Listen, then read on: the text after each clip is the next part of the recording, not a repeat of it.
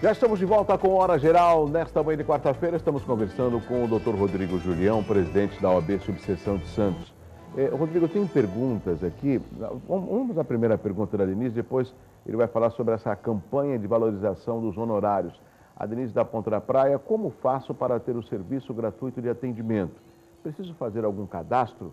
Qual é o critério de seleção? Eu acho que é sobre o convênio do CADOG, que você comentou no bloco anterior. É importante mencionar que aqui na região nós temos 2 serviços gratuitos de atendimento, né? O vinculado à Prefeitura, que é o CADOG, e também nós temos o serviço da Defensoria Pública. E ambos são, o critério de seleção é a renda familiar. Então, os convênios são destinados à população mais carente.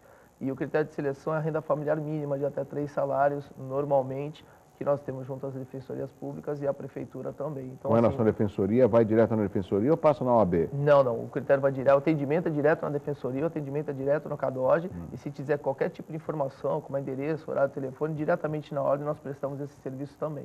Tá, e com relação ao critério, o cadastro, ela não precisa cadastro fazer? Nenhum. Chega lá na hora, comprova a renda familiar, comprovando que possui uma renda familiar que não acessível a custear um advogado, o Estado e a Prefeitura fornecem esse serviço, que é garantido na Constituição Federal, a toda a população. É interessante, porque aqui o Rodrigo acabou dando 2 opções, que é a Defensoria e também o CADOG. Ou seja, não existe desculpa para que a pessoa não lute pelos seus direitos. Santos é diferenciado, uma cidade uma das poucas que possui esse atendimento exclusivo, né, tanto no âmbito municipal quanto estadual, vinculado com a ordem e também com o Poder Judiciário. Então, podem procurar tanto o CADOG junto ao OAB Santos e a Prefeitura, e quanto a Defensoria Pública, que terá um atendimento da forma que merece e prevista na Constituição Federal. Rodrigo, e com relação à campanha de valorização de honorários, você pode até explicar, tem um número significativo de advogados que acompanham Hora Geral já pela manhã.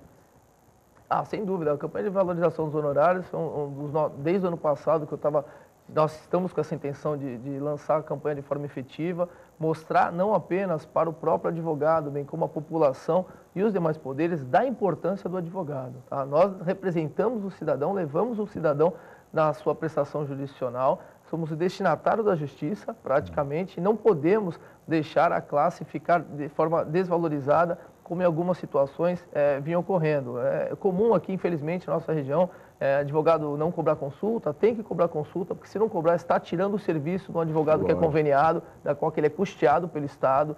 É muito comum, infelizmente, em alguns processos judiciais do Brasil inteiro, o advogado acompanha o processo em todos os graus de jurisdição, fica 4, 5 anos acompanhando o processo em primeiro grau, daí vai para o tribunal, vai até Brasília, daí às vezes um determinado perito faz um laudo que trabalha apenas 30 dias, tem uma remuneração maior do que a fixada na sentença. Tá? Não que o perito não tenha que ser bem remunerado, pelo contrário, acho que todos devem ser muito bem remunerados. Precisam receber por isso. Agora, não é crível que depois de 5, 6 anos acompanhando o processo, acompanha em todas as esferas, vem uma sentença que dá uma verba honorária não condizente com a realidade da advocacia. Os honorários sucumbenciais do advogado é uma verba sucumbencial, uma verba alimentar, que funciona não apenas para o seu dia a dia, mas para a sua reestruturação como profissional, coloca alimento dentro da sua casa, e nós, como instituição, temos o dever de preservar e valorizar cada vez mais esses honorários. Excelente. Conseguimos, inclusive, Douglas, pegar o apoio dos demais poderes, oficiamos o Poder Legislativo, fui inclusive na Tribuna Cidadã, passar para os demais vereadores, da qual fizeram moção de apoio para nós, e também junto ao Poder Executivo. Fato esse que muito nos prestigia, e procurar passar também para a população a importância do advogado. É muito comum hoje, é muito comum no Brasil, falar de formas de soluções de conflito que não envolvam apenas o Poder Judiciário. Nós somos favoráveis, eu nunca fui contrário a uma forma de solução de conflito mais célere, mais rápida, porque não basta ter uma justiça justa, ela tem que ser célere, mas não podemos nunca compactuar com qualquer forma de solução do conflito onde a parte não tenha uma devida assessoria jurídica, porque com certeza teremos prejuízos em alguns casos.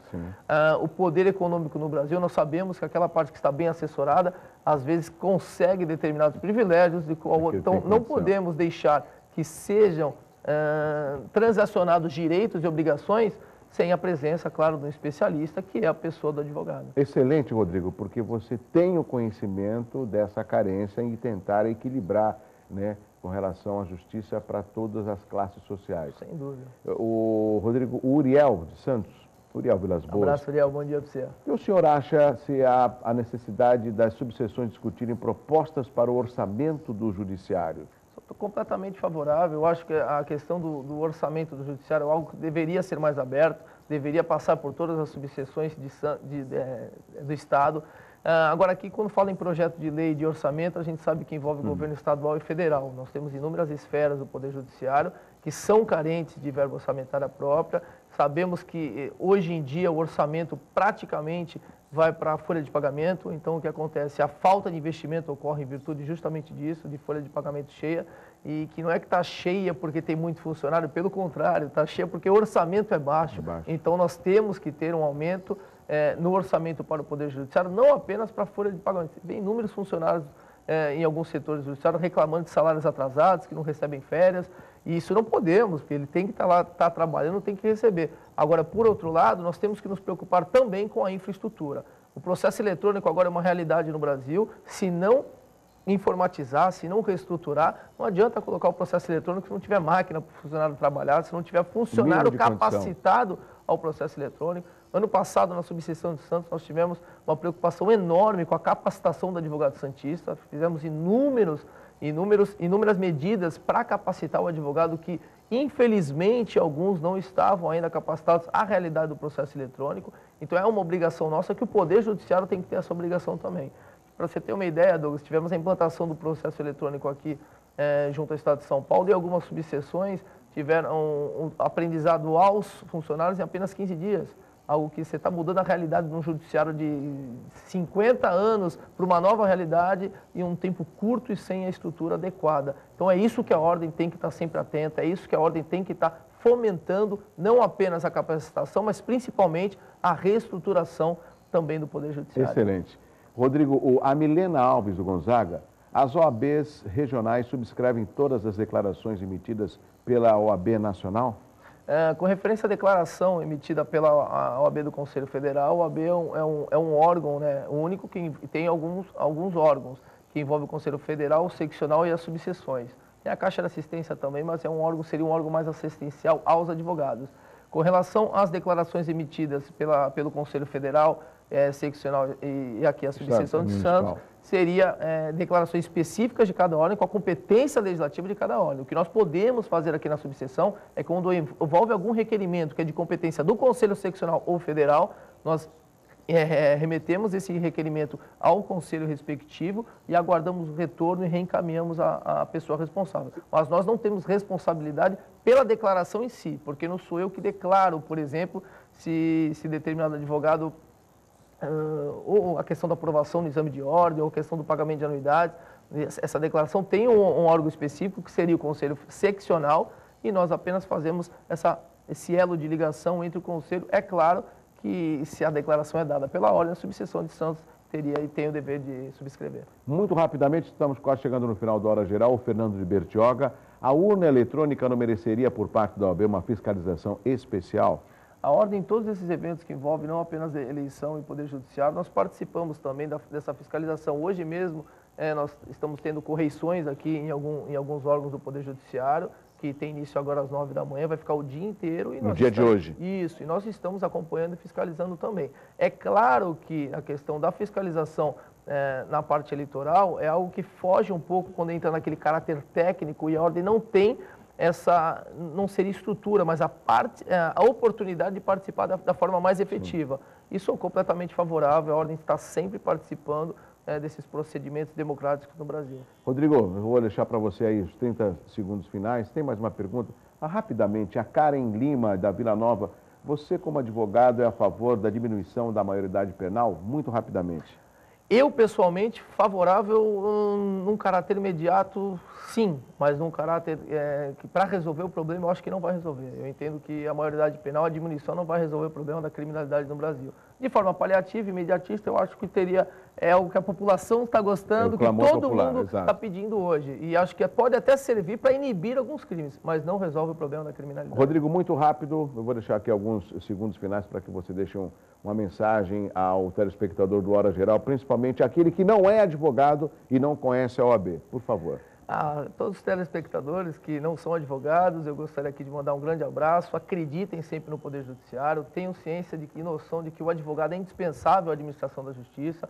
Procurem sempre contratar um advogado para qualquer tipo de situação, que fica muito mais fácil de, eventualmente, no litígio, resolver lá na frente. Um grande abraço, Douglas. Gostaria de mandar um abraço também a toda a advocacia da cidade de Cubatão, né, que está fazendo aniversário hoje, a todos os advogados aqui da Baixada e região. Um prazer enorme estar representando uma classe tão importante como a Advocacia de Santos, sempre paradigma de uma advocacia justa, né, uma advocacia competente e garrida no nosso cenário nacional. E o Rodrigo Julião já pode ter aqui um espaço do Hora Geral para divulgar as ações da OAB. Esse é um espaço democrático, né? E é importante quando a sociedade ela se une a órgãos importantes. E quando a gente fala de justiça, a gente não pode esquecer da Ordem dos Advogados do Brasil pelo trabalho que vem fazendo nesses 81 anos e muito ainda a contribuir no crescimento da cidade. Tá bom, Rodrigo? Sem dúvida nenhuma, Douglas. Parabéns mais uma vez pelo programa, por todo modo de expor os problemas da região e estamos lá à disposição também na subseção. Grande abraço. Muito obrigado. Continua um pouco mais com a gente. Deixa eu mandar um abraço especial ao meu grande amigo André. O André é o doutor das tesouras que está há mais de 50 anos ali na Amador Bueno. Ele é telespectador do Armando, é telespectador do Douglas Gonçalves. Ele falou, Douglas, você não vai mandar?